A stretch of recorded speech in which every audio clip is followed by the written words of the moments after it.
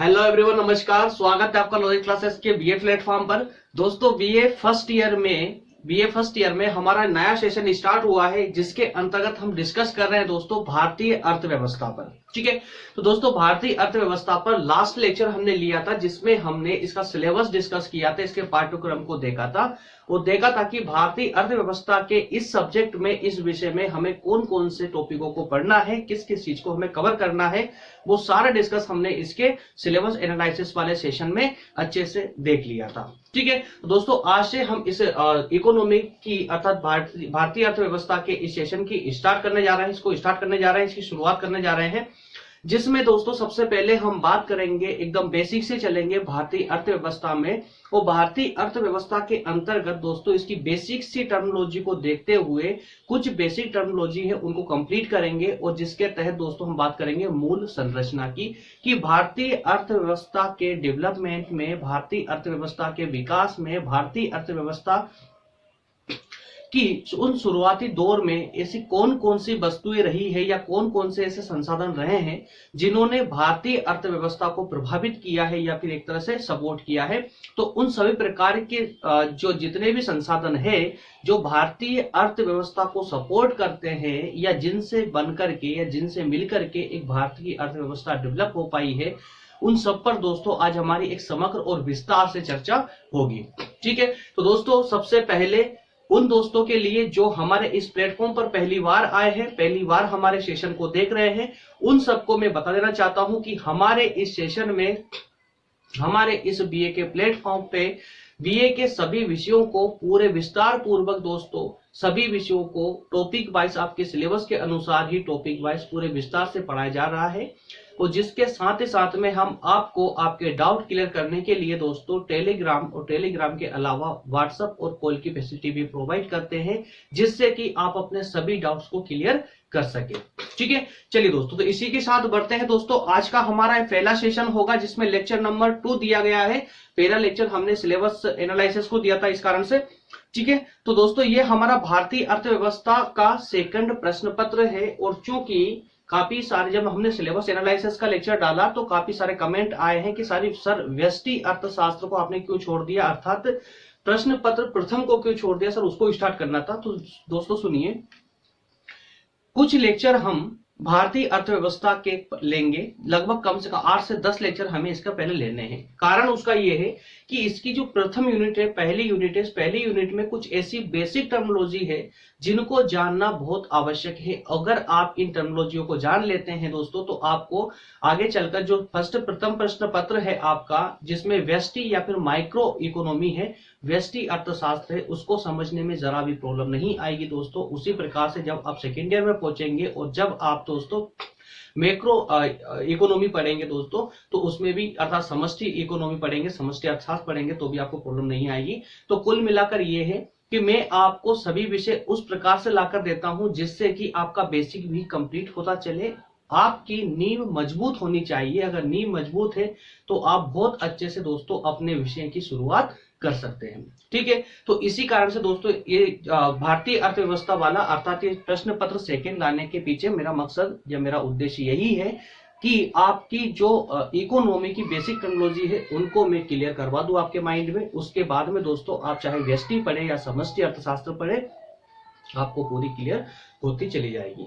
ठीक है, चलिए दोस्तों बढ़ते हैं, इसी के साथ में सेशन की शुरुआत करते हैं। और जिन मेरे दोस्तों को हमारे लेक्चर ढूंढने में प्रॉब्लम आ रही है दोस्तों, उन सबको मैं बता देना चाहता हूं कि सभी विषय की अलग अलग प्लेलिस्ट आपको चैनल पर बना दी गई है। आप चैनल में जाइए, प्लेलिस्ट में जाइए दोस्तों, और प्लेलिस्ट सभी विषय की अलग अलग है। BA first year, second year और थर्ड ईयर सभी की अलग अलग प्लेलिस्ट क्रिएट कर दी गई है। आप वहां से जाकर के सभी लेक्चरों को क्रम के अनुसार देख सकते हैं। इसके अलावा जिनको भी हमारे व्हाट्सएप नंबर चाहिए डिस्प्ले हो रहे हैं दोस्तों, आप यहां से व्हाट्सएप नंबर ले सकते हैं। और टेलीग्राम लिंक, टेलीग्राम पे लोधाजी क्लासेस नाम से ग्रुप है, वो आप ज्वाइन कर लेंगे तो सभी पीडीएफ, सभी नोट्स आपको वहां पर अवेलेबल करा दी गई है और लेक्चर के साथ में अपलोड कर दी जाती है।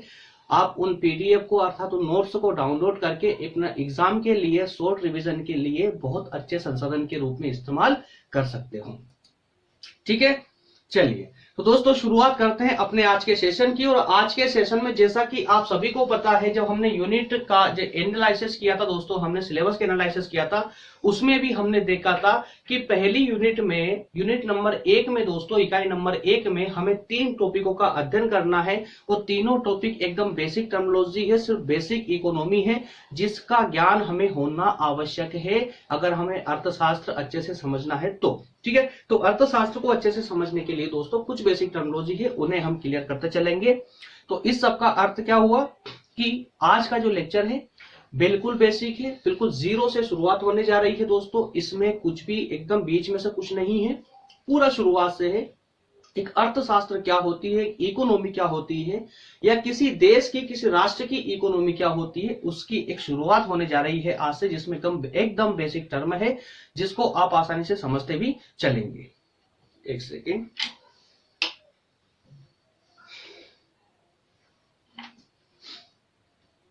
ओके, तो दोस्तों इसमें आज हमारी प्रथम चैप्टर जो है, पहला चैप्टर अर्थात पहला टॉपिक पर आज हमारा डिस्कस होगा भारतीय अर्थव्यवस्था की मूलभूत संरचना। तो दोस्तों मूल संरचना, भारतीय अर्थव्यवस्था की मूल संरचना पर आज हम डिस्कस करेंगे और इसमें इसकी विशेषताओं को भी देखने का प्रयास करेंगे, इसकी विशेषताएं क्या क्या है। ठीक है, उसके बाद में प्राकृतिक संसाधन, जनांकीय विशेषता, ये सब हमारा टॉपिक कंटिन्यूअसली होते रहेंगे। तो आज की इस मूल संरचना वाले टॉपिक में, आज की इस मूल संरचना वाले टॉपिक के अंतर्गत हमें क्या क्या पढ़ना है, अर्थात की भारतीय अर्थव्यवस्था की मूल संरचना को समझने के लिए हमें किस प्रकार से अध्ययन करना है, किन किन टर्मिनोलॉजियों पर ध्यान देना है, कौन कौन से संसाधन हो सकते हैं जिनके अध्ययन से हम भारतीय अर्थव्यवस्था को भली भांति रूप से समझ सकते हैं, है ना। तो बिल्कुल टर्मों पर ध्यान देते चले दोस्तों, सभी टर्म आपको याद रखनी है। उस टर्म का उद्देश्य या उस टर्म का अर्थ याद करवाने की जवाबदारी मेरी है। बस आपको वो टर्म अर्थात वो जो टर्मिनोलॉजी है उसको याद रखना है। ठीक है, तो भारतीय अर्थव्यवस्था की संरचना दोस्तों, भारतीय अर्थव्यवस्था की संरचना किस प्रकार से होती है, ये एक अपने आप में ऐसा कंसेप्ट है जिसके द्वारा हम ये पता लगा सकते हैं कि भारत की अर्थव्यवस्था को खड़ा करने वाले ऐसे कौन कौन से स्तंभ है, ऐसे कौन कौन सी वो टर्मिनोलॉजी है, या कहें कि ऐसे कौन कौन से वो संसाधन है जिनके सहयोग से या जिनके आपस में मिलने के परिणाम स्वरूप हमारी भारत की अर्थव्यवस्था मजबूत बन पाई है या अपने अस्तित्व में आ पाई है। तो वो ऐसे कौन कौन से संसाधन होंगे, उन संसाधनों पर हमारी अब एक समग्र चर्चा होगी और दोस्तों वो एक एक करके हम उन पर अध्ययन करने वाले हैं। तो इस प्रकार के संसाधनों में सबसे पहला कोई संसाधन है दोस्तों, तो वो है ये भौगोलिक संसाधन। कौन सा है? भौगोलिक संसाधन। तो दोस्तों भौगोलिक संरचना, जो भारत की भौगोलिक संरचना है, ये अपने आप में एक भारत के लिए, भारतीय अर्थव्यवस्था के लिए एक संसाधन है। उसी प्रकार से सेकंड की अगर बात करें दोस्तों, तो मानव संसाधन। जिस प्रकार से भौगोलिक संसाधनों के बिना कुछ भी, किसी भी चीज की हम कल्पना भी नहीं कर सकते, उसी प्रकार से अगर किसी अर्थव्यवस्था को ऊपर उठाना है, मजबूत करना है, तो मानव संसाधन के बिना कुछ भी संभव नहीं। अगर मानव संसाधन है तो ही किसी अर्थव्यवस्था का जो है दोस्तों अस्तित्व में आ सकती है, अन्यथा उसकी भी कल्पना नहीं कर सकते। ठीक है, अगर उसके बाद अगर बात करें दोस्तों, तो प्राकृतिक संसाधन। अब तो जरा देखते चलिए क्या जो हमने पहला वाला डिस्कस किया है, भौगोलिक संसाधन की बात की है हमने, भौगोलिक संरचना की बात की है। क्या भौगोलिक संरचना के बिना किसी भी प्रकार की अर्थव्यवस्था, तो क्या किसी भी चीज के बारे में कल्पना भी कर सकते हैं, किसी चीज का अस्तित्व हो सकता है अगर भौगोलिक संरचना नहीं होगी तो। इसके अलावा अगर मानव संसाधन नहीं है तो भी किसी चीज की कल्पना नहीं की जा सकती। उसी प्रकार से ये प्राकृतिक संसाधन, तो क्या प्राकृतिक संसाधन अपने आप में महत्व नहीं रखते हैं? सब अपने आप में एक ऐसा विशेष महत्व रखते हैं जिनके बिना किसी भी प्रकार की अर्थव्यवस्था, तो क्या किसी प्रकार की समाज की भी कल्पना नहीं की जा सकती। ठीक है, उसके बाद में अगर उसके आगे बात करें दोस्तों, तो पॉइंट नंबर 4 के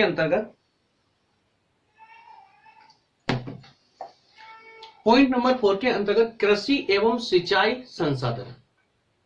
अब चूंकि हम अर्थव्यवस्था की बात कर रहे हैं, तो हमारी अर्थव्यवस्था को कौन कौन सपोर्ट करेंगे, उनकी अगर बात करेंगे दोस्तों, तो वो हमारे संसाधन कहलाएंगे।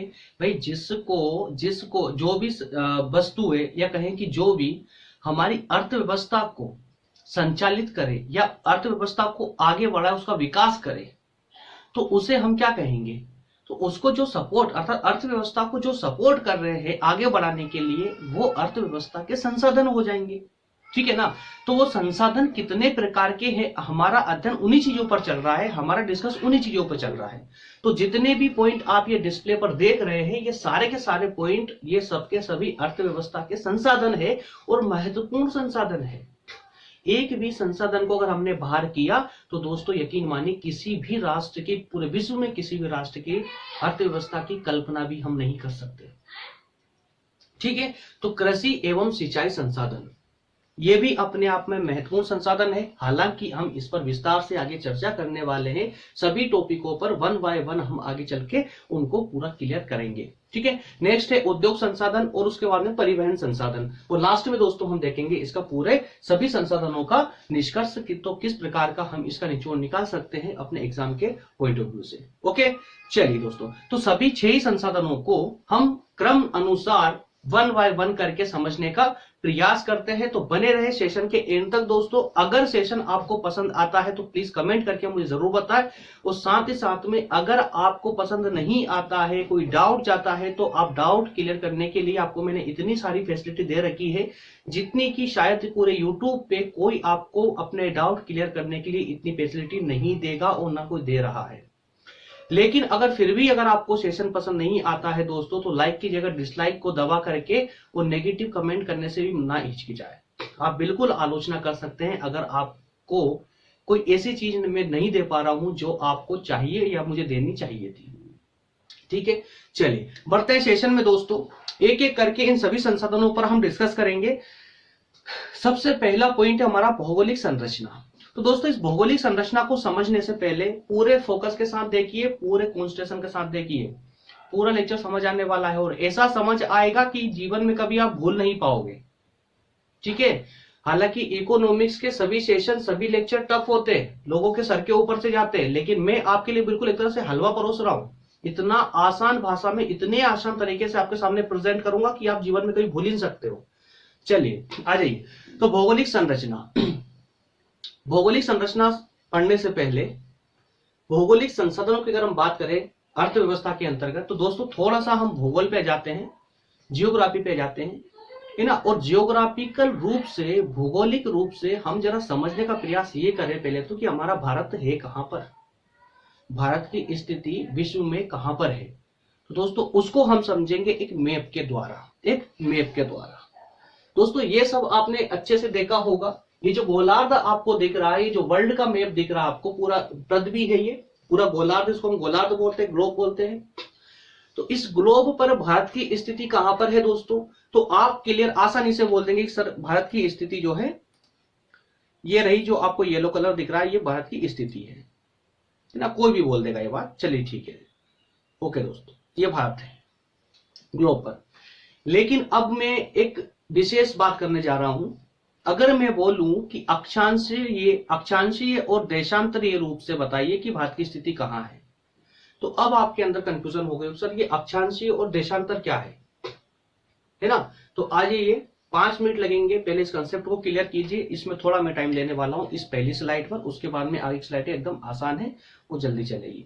ठीक है दोस्तों, जो ये गोलार्ध है, अब जरा एक बात सोचिए, अपने आप से एक बात पूछिए कि जब एरोप्लेन उड़ता है या हवाई एक जहाज, पानी का जहाज जब समुद्र में जाता है, बीच में जाता है, जब उसको चारों तरफ कुछ भी दिखाई नहीं देता है, तो मुझे ये बताइए वो अपना मार्ग कैसे ढूंढते हैं, कैसे चलते हैं और सटीक समय पर सटीक रूप से पहुंच जाते हैं वहां पर। ऊपर हवाई जहाज जो हजारों किलोमीटर ऊपर उड़ रहा है, जिससे कुछ भी नीचे का कुछ भी दिखाई नहीं दे रहा है, वो कैसे अपना मार्ग प्रशस्त करता होगा, कैसे अपना मार्ग ढूंढता होगा, कुछ पता है? चलिए अब आसानी से आप कह देंगे सर एक मैप, उनके पास एक मैप होता है, मैप के अनुसार एक रास्ता होता है। चलिए ठीक, वो मान लिया मैंने आपकी बात। इन सब के अलावा ये बताइए दोस्तों कि अगर किसी को हमारे यहाँ की एक सिचुएशन चाहिए, एड्रेस चाहिए, तो एक परमानेंट एड्रेस क्या होता है दोस्तों, अगर हम अक्षांश और देशांतर की बात करें तो अक्षांश और देशांतर की अगर जब हम बात कर रहे हैं बार बार, तो दोस्तों अक्षांश और देशांतर क्या है, इसको जरा आप समझेंगे तो ये आपका पूरा कंसेप्ट एकदम क्लियर हो जाएगा और आपको पता चल जाएगा कि हवाई जहाज आसमान में कैसे उड़ता है, पानी का जहाज पानी में कैसे चलता है, कैसे उनको पता चलता है किधर जाना है, एग्जैक्टली किधर जाना है, किधर नहीं जाना है, कहाँ पर ट्रैफिक है या नहीं है। जी हाँ, ऊपर भी ट्रैफिक होता है, समुद्र में भी ट्रैफिक होता है ना, याद रखिए। चलिए, तो अब आ जाते हैं अपने इस वापस ग्लोब पे और ग्लोब का समझने का प्रयास करते हैं। सबसे पहले हम देखेंगे अक्षांश और देशांतर क्या होते हैं। ठीक है दोस्तों, ये ग्लोब जो आपको दिखाई दे रहा है, जो पूरा ग्लोब दिख रहा है आपको, इस ग्लोब पर आपको कुछ लाइनें दिख रही होगी। कुछ लाइनें हैं जो वर्टिकल रूप में है, अर्थात इस तरह से बिछे हुए रूप में है, ये इस प्रकार से है। ठीक है, ये पूरे ग्लोब पर है। और कुछ लाइनें वहीं पर आपको इस प्रकार से दिख रही है, खड़े रूप में, हॉरिजॉन्टल रूप में, ये खड़ी हुई लाइनें दिख रही है। ठीक है ना। तो दोस्तों जो ये आड़ी लाइन है, जो लाइन ये बिछी हुई लाइनें हैं, इन लाइनों को हम बोलते हैं अक्षांश। क्या बोलते हैं? अक्षांश, अक्षांश, अक्षांश। रट लेना इस बात को। और जो खड़ी लाइनें हैं दोस्तों, ये खड़ी लाइनें जो रेखाएं खींची हुई है, इनको बोलते हैं देशांतर। क्या बोलते हैं? देशांतर। अब आपके मन में सवाल उठ रहा होगा, सर ये जबरदस्ती की ग्लोब पर लाइनें क्यों खींच दी, बिना किसी मतलब के क्यों लाइनें खींचते हो? दोस्तों बिना मतलब के कुछ भी नहीं होता है।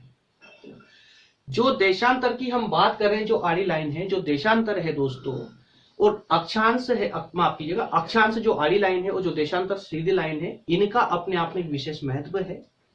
पूरी पृथ्वी पर हर एक देश का, हर एक जगह का, एक पर्टिकुलर जगह को एक एड्रेस देने के लिए, उसकी एक पहचान देने के लिए दोस्तों इन रेखाओं का इस्तेमाल किया गया है, जिसके द्वारा कि भारत की भी एक सिचुएशन है, भारत का भी एक एड्रेस है।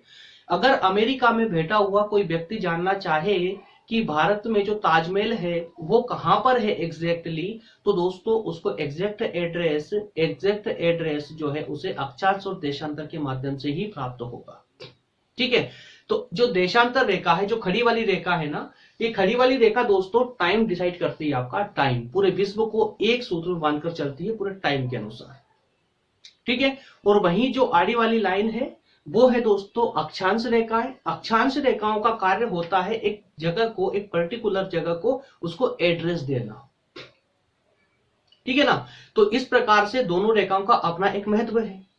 अब वापस जरा मैप पे आ जाइए, अब वापस ग्लोब पे आ जाइए। अब समझिए दोस्तों, यहां पर एक में अब मेन विशेष अपने टॉपिक पर आते हैं, उस पर समझते हैं। जो सीधी लाइन आपको ये वाली दिख रही है, एक लाइन बीचों बीच है, इसको बोलते हैं दोस्तों, इसको बोलते हैं समय रेखा। ठीक है, इसको बोलते हैं समय रेखा। और इसके अलावा एक बीचों बीचों लाइन ऐसे डली हुई है जो ग्लोब को बराबर दो हिस्सों में बांट दी है, उसको हम बोलते हैं भूमध्य रेखा। ठीक है। खड़ी वाली लाइन जो ग्लोब को बराबर दो हिस्सों में बांट रही है, क्या होगी? वो समय रेखा होगी। इसके अलावा जो आड़ी वाली लाइन है, अर्थात जो अक्षांश है, जो बीचों बीच से गुजर रहा है पृथ्वी के, उसको हम बोलेंगे भूमध्य रेखा। तो अब जरा समझिए बात को, वापस से आ जाइए। आप सभी को दिशाओं का ज्ञान होगा। ऊपर क्या है? यहां पर क्या है दोस्तों? उत्तर। ये क्या है? दक्षिण। इधर का क्या क्षेत्र क्या हो जाएगा? पूर्व। और ये पश्चिम। इसको सब भलीभांति रूप से परिचित है, सबको पता है ना? ठीक है। तो दोस्तों जितने भी राष्ट्र, जितने भी देश इस ग्लोब के अनुसार दिशाओं में है, उसके अनुसार ही उस देश का प्रोनाउंसिएशन होता है। आपने प्राचीन, जब हम प्राचीन भारत को, जब हम ब्रिटिश भारत को पढ़ रहे थे, तब हम बार बार बोल रहे थे पश्चिम पश्चिम पश्चिम। ब्रिटिश लोगों के लिए, अंग्रेजों के लिए हम पश्चिम का इस्तेमाल करते थे कि ये पश्चिम के लोग हैं, पश्चिमी है। पश्चिम मतलब क्या? कि हमारे भारत का पश्चिम थोड़ी ना है दोस्तों। तो ये समय रेखा का पश्चिम, ये समय रेखा को दिख रही है ना, समय रेखा के इधर आएंगे तो पूर्व और इधर जाएंगे तो पश्चिम। ये पूरा इधर का क्षेत्र, एक मिनट पेन लेता हूं मैं। समय रेखा से अगर इधर जाते हैं तो क्या आ जाएगा? पूर्व है। और इधर जाएंगे तो पूरा पश्चिम है। ठीक है। वहीं उसी प्रकार से भूमध्य रेखा ने भी पृथ्वी को दो भागों में बांट दिया।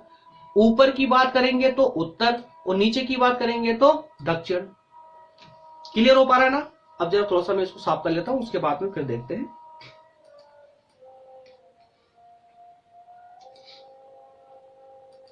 ओके, अब वापस में पे आइए दोस्तों। अब यहां जरा देखिए कि जैसे आपने देखा था कि बीचों बीच से ये भूमध्य रेखा निकल गई है और ऊपर से समय रेखा आई है ना। तो अब देखिए जरा ग्लोब पर भारत की स्थिति क्या है। ऊपर ये क्या है, उत्तर है, और इस साइड में क्या है, पूर्व है। और भारत कहां पर है, ये देखिए भारत यहां पर है।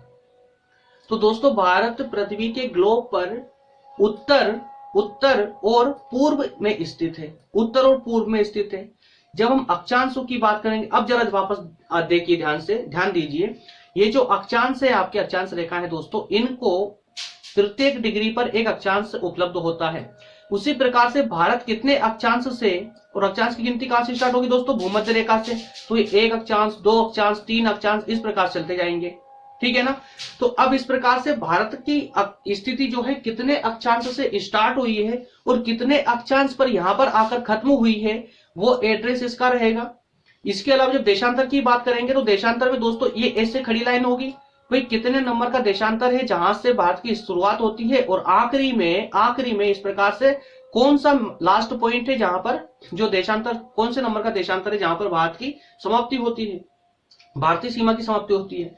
इस प्रकार से अक्षांश और देशांतर के अनुसार भारत की सीमा के साथ साथ में भारत का एड्रेस और भारत के समय को भी तय किया जाता है।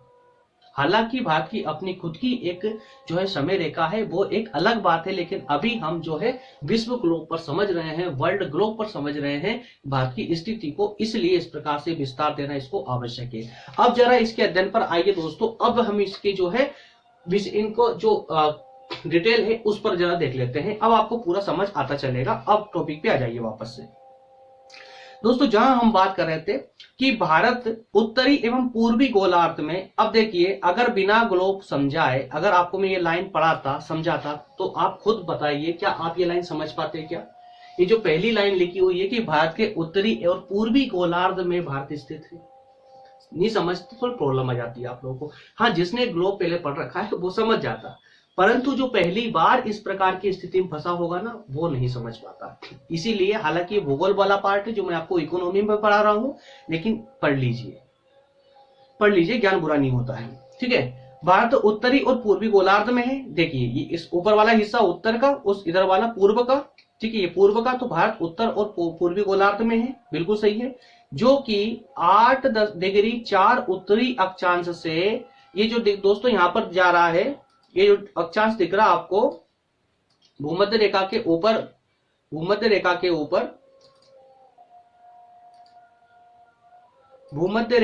ऊपर ये जो भूमध्य रेखा के दोस्तों, इसके ऊपर जो अक्षांश है, ये अक्षांश भारत की सीमा स्टार्ट होती है, वहां पर है 8 डिग्री 4। ये जो दिख रहा है आपको 8 डिग्री 4 उत्तरी अक्षांश।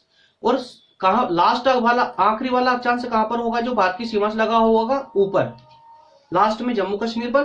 तो कितने डिग्री पर दोस्तों, तो 37 डिग्री 6 पर है, 37 डिग्री 6 मिनट पर है, उत्तरी अक्षांश तक फैला हुआ है। और वहीं अगर जब हम देशांतर की बात करते हैं, देशांतर की खड़ी लाइनों की बात करते हैं दोस्तों, तो सबसे पहली वाली लाइन जो है 68 डिग्री 7 पूर्वी देशांतर से 97 डिग्री 25 पूर्वी देशांतर तक भारत की स्थिति है, या भारत फैला हुआ है ना। तो इस प्रकार से चाहे हम अक्षांशीय विस्तार देके भारत का या देशांतर का विस्तार देके, लगभग 30 डिग्री का विस्तार भारत का है, अक्षांशीय रूप में भी और देशांतर रूप में भी। लगभग बोल रहा हूं मैं, थोड़ा ऊपर नीचे है, लगभग 30 डिग्री का जो है पूरा विस्तार भारत का है। और इसी के मध्य में दोस्तों जो कर्क रेखा निकल कर गई है भारत के बीचों बीच से, एक कर्क रेखा निकल कर गई भारत के बीचों बीच से, ये इन्हीं अक्षांशों के 23.5 डिग्री अक्षांश से गुजर के जाती है। 23.5 डिग्री अक्षांश पर आती है ये कर्क रेखा, जो भारत को बराबर 2 हिस्सों में बांट देती है, ठीक है। और हालांकि जिस 2 हिस्से में बांटती है, ये जलवायु में भी भिन्नता पाई जाती है भारत में, तो हम इसलिए भी कहते हैं कि जलवायु को बांटने वाली ये रेखा है, अर्थात कर्क रेखा। तो भारत को 2 अलग अलग जलवायु वाले क्षेत्रों में बांट देती है, बिल्कुल बीचों बीच से, ठीक है। तो इस प्रकार से भारत की भू सीमा जो है लगभग दोस्तों, लगभग, हालांकि लगभग क्या, इसमें काफी एग्जैक्ट भी है, परंतु फिर भी लगभग है 15,200 किलोमीटर का इसकी दोस्तों सीमा है। कौन सी सीमा? जो भूमि से लगी हुई है, अर्थात जो देखिए भारत देख रहे हैं आप, ये जो भूमि से जो लगी हुई सीमा है भारत की, ये भूमि से लगी हुई सीमा, ये पूरी दोस्तों इसकी लेंथ है आपको लगभग 15,200 किलोमीटर। कितनी? 15,200 किलोमीटर। और जो समुद्री सीमा है, ये समुद्री सीमा है दोस्तों 7,516 किलोमीटर।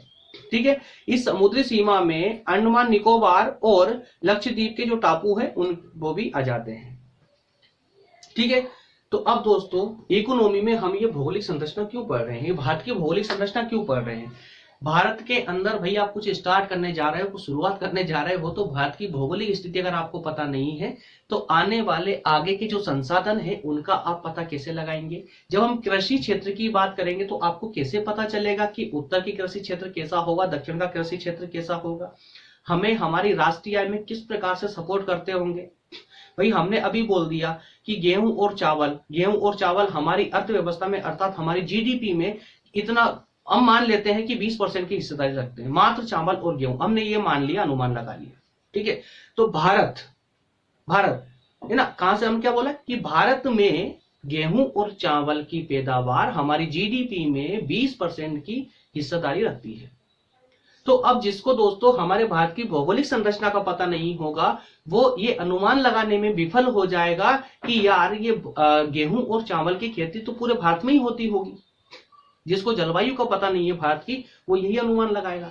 लेकिन भली भांति रूप से आप अच्छे से जानते हैं दोस्तों कि गेहूं और चावल के लिए उत्तर भारत ही सक्षम है, बाकी दक्षिण भारत में इस प्रकार की फसलें पैदा नहीं की जा सकती। तो वहां पर कुछ अलग विशेषताएं हैं जलवायु के अनुसार, है ना। तो इन सब कारणों से ही हमें भौगोलिक संरचना समझना आवश्यक था, और इसी कारण से मैंने इस स्लाइड पर लिया आपसे ज्यादा वक्त और ज्यादा टाइम।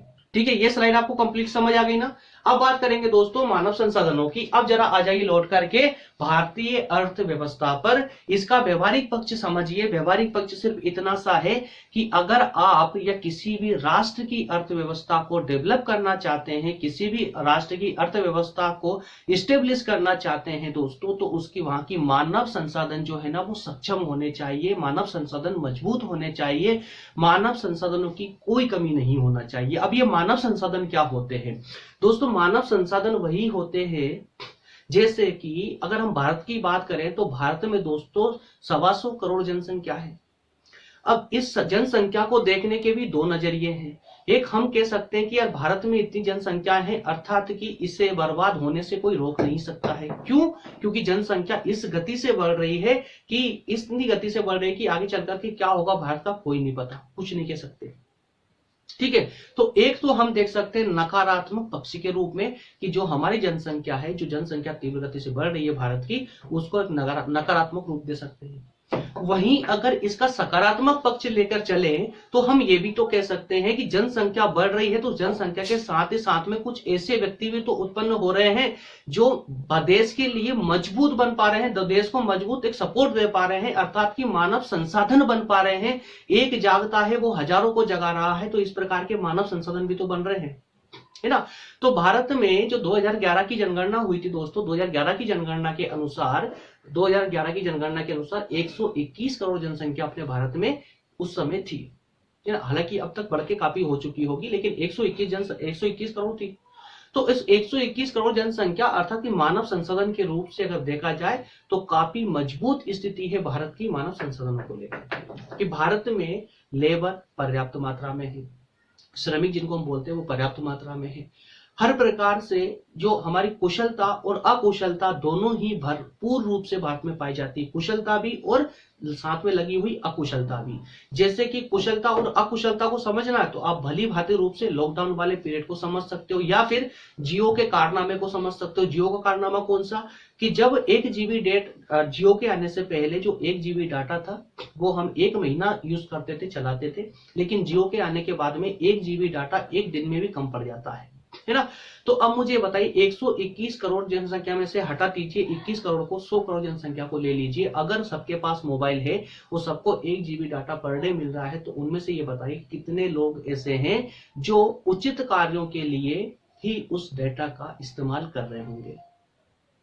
समझ रहे हैं आप, है ना। तो इस प्रकार से मानव संसाधनों का निर्माण दोस्तों, मानव संसाधनों का निर्माण जो है एक अर्थव्यवस्था पर काफी प्रभाव डालता है। अर्थात जैसे मानव संसाधन होंगे किसी राष्ट्र के, ऐसी ही वहां की अर्थव्यवस्था होगी। ठीक है ना। चलिए अब जरा स्लाइड पे आइए 2 मिनट के लिए, और कुछ सर्वे आपको मैं दिखाना चाहता हूँ, कुछ रिपोर्ट दिखाना चाहता हूँ और कुछ जनगणनाएं देख लीजिए आप। तो भारत की जनसंख्या की, भारत जो है जनसंख्या की दृष्टि से कौन से स्थान पर है, आप सभी को पता है, दूसरे स्थान पर है। 2011 की जनगणना हुई थी, उसके अनुसार भारत में 121 करोड़ से अधिक जनसंख्या पाई गई थी, और इस विशाल जनसंख्या को भारत में मानव संसाधनों के रूप में देखा जा रहा है, या उस समय देखा गया था। जनसंख्या के आंकड़े अगर दोस्तों हम देखें तो ग्रामीण क्षेत्रों में 68.84% थे, और नगरीय क्षेत्रों में 31.16% जनसंख्या निवास करती थी, है ना। और लिंगानुपात की दोस्तों बात करें तो 1991 की जनगणना थी, उसके अनुसार प्रत्येक 1000 पर 927 स्त्री, और 2001 की जनगणना के अनुसार 1000 पर 933, 2011 की जनगणना के अनुसार 1000 पर 940।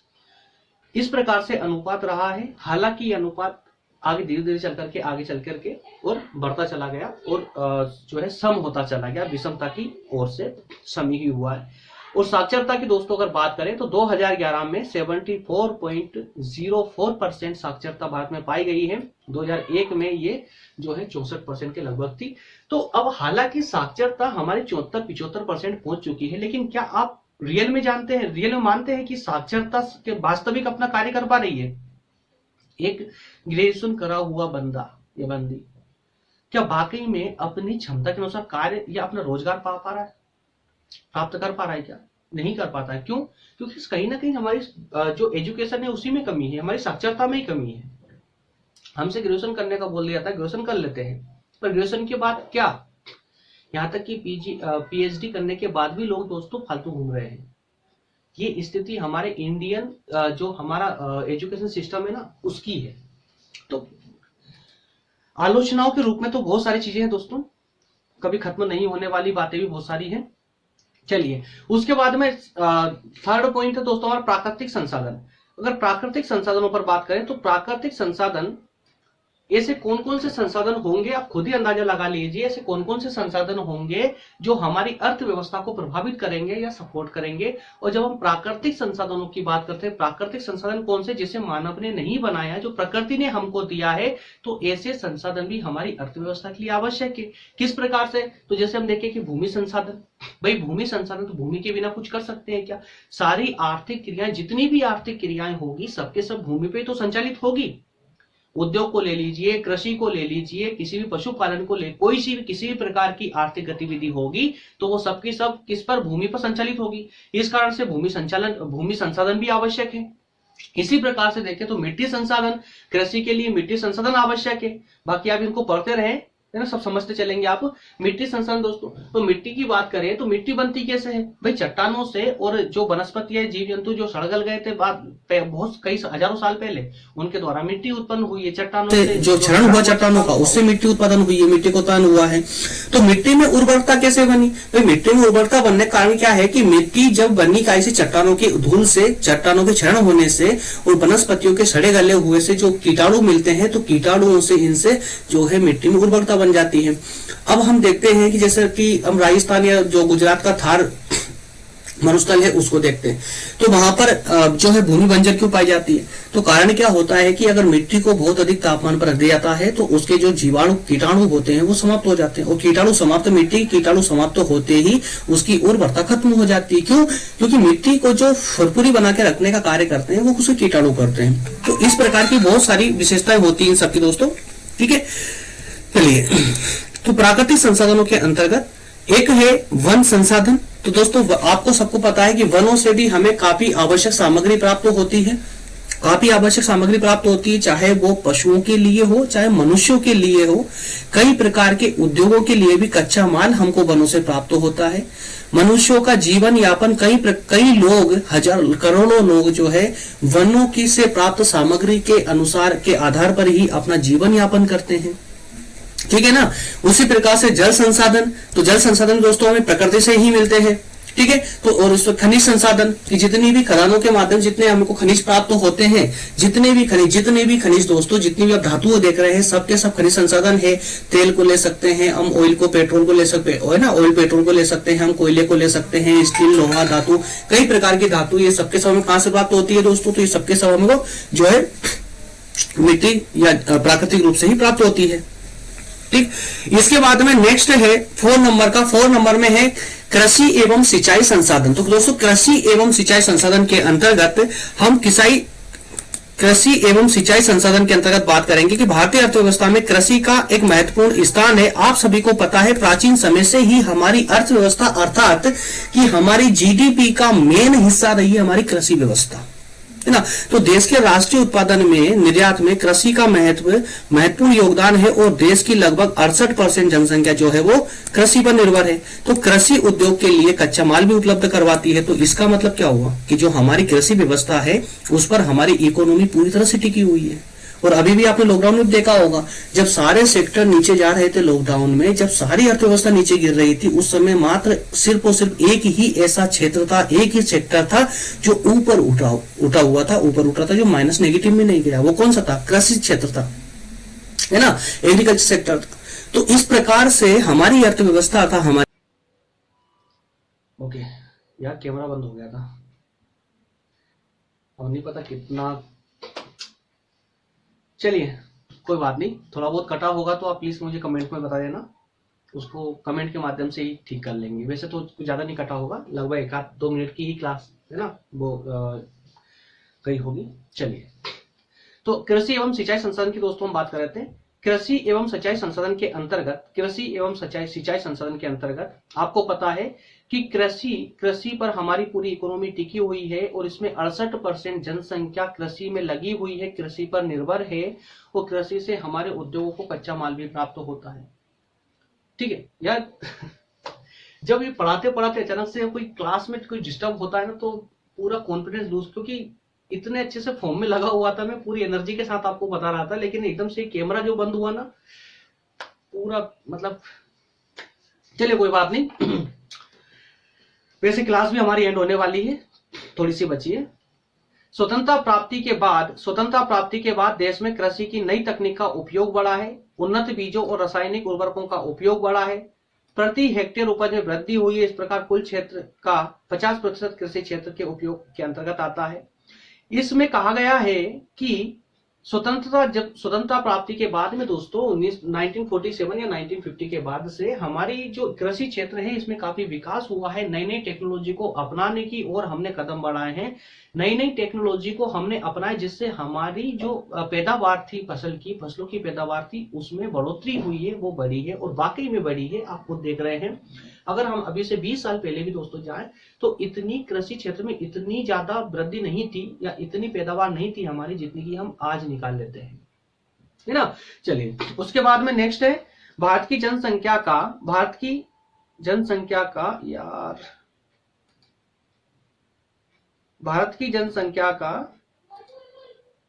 65% भाग कृषि में अपनी मतलब कुल मिलाकर की जो भारत की जितनी जनसंख्या है उसकी 65% जनसंख्या जो है वो कृषि से अपना जीवन यापन करती है, अर्थात कृषि कार्य में लगी हुई है। और उनमें से दोस्तों जो कृषि कार्य में लगे हुए हैं उनमें से 45% जो है वो कृषक है, 45% कृषक है और दोस्तों जो बाकी के बचे वो सबके सब जो कृषि श्रमिक है, अर्थात जो कृषि के रूप में जो मजदूरी करते हैं वो लोग हैं। वो 2011 की जनगणना के अनुसार भारत की ग्रामीण जनसंख्या की कुल जनसंख्या का 68% है और राष्ट्रीय आय में कृषि का योगदान 31% रहा है और निर्यात वस्तुओं में 25% रहा है।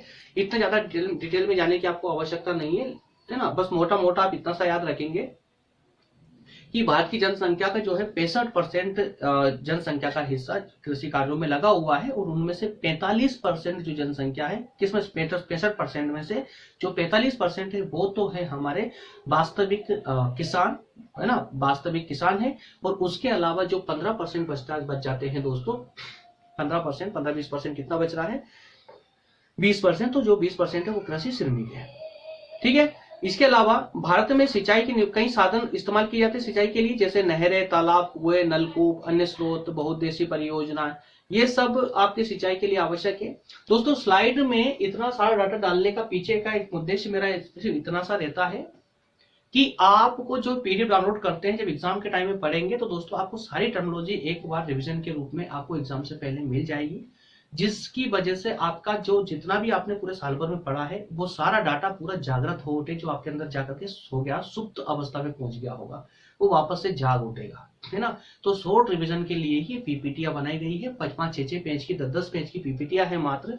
आसानी से एक टॉपिक को सोचिए ना आप, एक टॉपिक के लिए दोस्तों एक पीपीटी मुश्किल से 10 पेज की होगी यार, है ना, आसानी से कंप्लीट कर सकते हो आप। मुश्किल से 15 मिनट की पीपीटी है, पढ़ने के लिए बोल रहा हूं मैं, समझाने में तो वो 1 घंटा लगता है। चलिए नेक्स्ट है उद्योग संसाधन।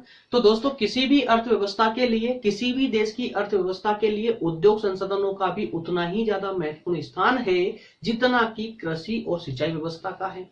कि किसी देश में जिसमें कृषि व्यवस्था अच्छी होगी, सिंचाई व्यवस्था अच्छी होगी, वहां के उद्योग भी पनपेंगे और वहां की अर्थव्यवस्था भी तीव्र गति से पनपने लगेगी। और उसी प्रकार से जिस देश में औद्योगिक व्यवस्था बहुत अच्छी है, बहुत व्यवस्थित रूप से चल रही है या बहुत अच्छी स्थिति में है, उच्च स्थिति पर है, उसकी अर्थव्यवस्था भी अच्छा डेवलपमेंट करेगी, अच्छा विकास करेगी। तो उद्योग संसाधन भी दोस्तों जो है हमारी भारतीय अर्थव्यवस्था की भी विशेषता है। किस प्रकार से कि विश्व के औद्योगिक जगत में आज भारत का स्थान दोस्तों 6 बड़े देशों में शामिल किया गया है। आज अगर वर्तमान की हम बात करें तो लगभग 6 देशों में, 6 या शायद अब तो 5वें नंबर पे ही हमारा नाम आने लगा है भारत का।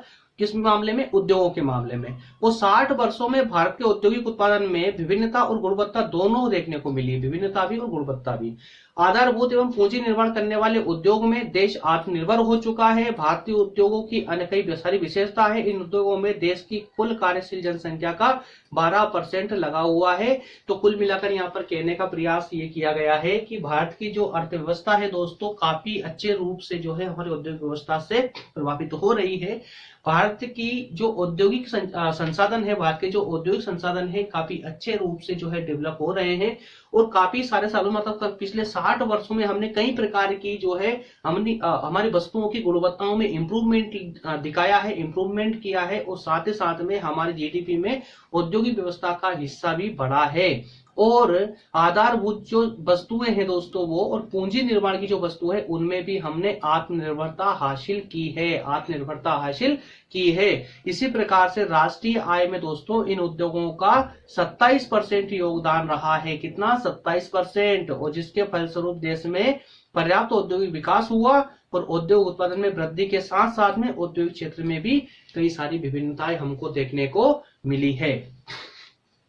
ठीक है, इसके बाद में दोस्तों नेक्स्ट एंड लास्ट पॉइंट अर्थात लास्ट संसाधन है हमारा परिवहन संसाधन। आप सबको पता है, आप वस्तु कितनी भी क्रिएट कर लेंगे, आप उतना कुछ भी बना लेंगे, लेकिन आखिरी में लास्ट में हर एक चीज के लिए आपको आवश्यक लगेगा आपका परिवहन। अर्थव्यवस्था का एक पहिया, एक अन्य पहिया, एक ये परिवहन वाले संसाधन है। परिवहन किसी भी देश में जितने सटीक होंगे, अच्छे होंगे, उचित होंगे, सस्ते होंगे, मजबूत होंगे, उस देश की अर्थव्यवस्था उतनी ही स्मूथ तरीके से चलेगी। जिस प्रकार से गाड़ी के पहिए दोस्तों जितने मजबूत होंगे, जितने स्मूथ चलने वाले होंगे, वो गाड़ी उतनी ही टिकाऊ स्थायी रूप से चलेगी और उतनी ही स्मूथ तरीके से चलेगी। उसी प्रकार से हमारी अर्थव्यवस्था के ये परिवहन भी एक पहिए के ही रूप में होता है। ठीक है, तो परिवहन संसाधन की जब बात करें हम, तो मानव सभ्यता के विकास, जब दोस्तों हम बात करें कि मानव सभ्यता के विकास में परिवहन के साधनों की महत्वपूर्ण भूमिका रही है। आज परिवहन साधनों के विविध रूप भारतीय आर्थिक सामाजिक कार्यों की धुरी बन गए हैं। अब तो स्थिति यहाँ तक पहुंच गई है कि आधुनिक परिवहन साधन जुटाए बिना किसी प्रकार का विकास क्रियान्वित नहीं किया जा सकता। कृषि, उद्योग, व्यापार, लगभग सारी आर्थिक और सामाजिक क्रियाएं परिवहन के साधनों पर ही आश्रित हो चुकी है। इस प्रकार देश में औद्योगिक विकास का पूरा श्रेय परिवहन के साधनों को जाता है। भारत में परिवहन के विकसित होने के 4 प्रकार के संसाधन हैं: सड़क परिवहन, रेल परिवहन, वायु परिवहन और जल परिवहन। ये वायु यहाँ आकर चिपक गया, नीचे से आकर ऊपर उड़ के आ गया है ना, ये यहाँ पर आना था वायु, ठीक कर लेना आप। ठीक है, वापस नीचे ले आना आप लोग। ठीक है, तो इस प्रकार से दोस्तों तो परिवहन के संसाधन जो है ये भी हमारी अर्थव्यवस्था के लिए आवश्यक है। भारत में 4 प्रकार के परिवहन होते हैं, चारों प्रकार के परिवहन हमारे भारत में भी उपलब्ध है। ठीक है, जितने अच्छे परिवहन संसाधन जितने अच्छे होंगे उस अर्थव्यवस्था का विकास उसी रूप से होगा, उतना ही अच्छा हो पाएगा। ठीक है, चलिए अब दोस्तों अगर एट लास्ट में अगर हम निष्कर्ष की बात करें, कंक्लूजन की बात करें, तो कंक्लूजन के तहत सिर्फ हम इतना कह सकते हैं कि इस प्रकार भारतीय अर्थव्यवस्था की संरचनात्मक स्थिति पूर्णतः आत्मनिर्भर देश के अनुकूल है। अर्थात कि भारत की जो भी हमने संसाधन देखे हैं उन संसाधनों में भारत की उपलब्धता इतनी है कि दोस्तों हम चाहें तो अच्छी नीतियों का निर्माण करके और हम आत्मनिर्भर बन सकते हैं। लेकिन हमारे देश की एक शासन पद्धति की कुछ कमियां हैं जिनके कारण हम वांछित अर्थात जितनी प्रगति हमको करना चाहिए, जीडीपी का जितना विकास हमारा होना चाहिए वो विकास हम नहीं कर पा रहे हैं। और वो जीडीपी का विकास क्यों नहीं कर पाते हैं ये बात मैं आपको नहीं बताऊंगा, ये बात आप खुद जानते हैं। जितने भी राजनीति में परिवर्तन होते हैं, जितना टिकाऊ है ना, क्या होता है आप खुद सोचिए। 5 साल की सरकार होती है, 5 साल में से दोस्तों जब शुरुआत में सरकार चुनकर आती है तो 1 साल तो उनको पॉलिसी समझने में लग जाता है। उसके बाद में दोस्तों 1-2 साल ठीक से शासन करती है, ठीक से 2 साल भी शासन नहीं कर पाती है। बीच में भी कई सारे उनके जो है काफी सारे हॉलीडे आ जाते हैं, ठीक से 2 साल भी शासन नहीं कर पाती। तो अगले जो चुनाव आने वाले होते हैं उनके लिए भी 2 साल पहले से फिर से चुनाव में लग जाती है। तो सरकार को देश के डेवलपमेंट की टेंशन नहीं होती है, बल्कि टेंशन होती है कि अगले चुनाव में जीत कैसे हासिल करनी है ना। तो ये कुछ प्रकार बहुत सारी कमी हमारी शासन पद्धति में है, जिसके कारण दोस्तों अभी तक हम आत्मनिर्भरता के लक्ष्य को हासिल नहीं कर पाए हैं। तो आवश्यकता है हमको जो संरचनात्मक साधन है इनके और सुविधाओं के पूर्ण विद्रोहन करने की, कि जो हमारे पास संसाधन है हम उनका उचित रूप से पूरा इस्तेमाल करें। और पूरा इस्तेमाल करेंगे तो हमें पूरे विश्व में आत्मनिर्भर बनने से कोई नहीं रोक सकता। क्लियर हुआ दोस्तों? क्या आपको ये पूरा टॉपिक एकदम पानी की तरह क्लियर हो गया? क्या पूरा समझ आया? ठीक है, अगर समझ आया तो प्लीज कमेंट करके मेरा मोटिवेशन जरूर बढ़ाना। नेक्स्ट क्लास होगी हमारी भारतीय अर्थव्यवस्था की विशेषताओं पर। लेकिन दोस्तों ये क्लास होगी, परंतु ये क्लास नहीं होगी, मैं अब अनाउंस कर रहा हूं, ये वाली क्लास नहीं होगी। अर्थात भारतीय अर्थव्यवस्था की विशेषताओं वाली क्लास ऑलरेडी हो चुकी है, इसलिए नहीं होगी। हो चुकी सेम क्लास है बीए थर्ड, आपको मैं एड्रेस बता रहा हूँ, प्लेलिस्ट में जाएंगे आप, प्लेलिस्ट में बीए थर्ड ईयर की अर्थशास्त्र वाले प्लेलिस्ट में जाएंगे आप, तो दोस्तों उसमें 7वें 8वें लेक्चर का नंबर का लेक्चर मिल जाएगा, जिसमें स्पष्ट लिखा भारतीय अर्थव्यवस्था की विशेषता वो। और आपका ये लेक्चर वाली जो टॉपिक है दोस्तों पूरा सेम है, कोई डिफरेंस नहीं है ना। वो बाकी आपको डिस्क्रिप्शन में मैं इस लेक्चर की लिंक दे दूंगा। तो अब जो नेक्स्ट होगा हमारा दोस्तों वो सीधा हम मूव करेंगे अब जो है हमारे प्राकृतिक संसाधनों पर। प्राकृतिक संसाधनों में हम डिटेल में नेक्स्ट क्लास हमारी होगी। ठीक है, तो ये भारतीय अर्थव्यवस्था वाली क्लास आप समझ गए ना। प्लेलिस्ट में जाना है आपको, प्लेलिस्ट में जाकर के आपको बीए थर्ड ईयर के अंदर अर्थशास्त्र है, पर्यावरणीय अर्थशास्त्र, उसके अंदर दोस्तों आपको एक 6 या 7वें नंबर पर ये लेक्चर मिल जाएगा, उसे आप वहां से देखेंगे। क्लियर है? चलिए दोस्तों, तो फिर आज की क्लास समाप्त करें यहीं पे, मिलते हैं नेक्स्ट सेशन में। और जिन दोस्तों को व्हाट्सएप नंबर और टेलीग्राम की लिंक चाहिए वो यहां से ले सकते हैं। ठीक है दोस्तों, मिलते हैं नेक्स्ट सेशन में, तब तक के लिए आप सभी का बहुत बहुत धन्यवाद।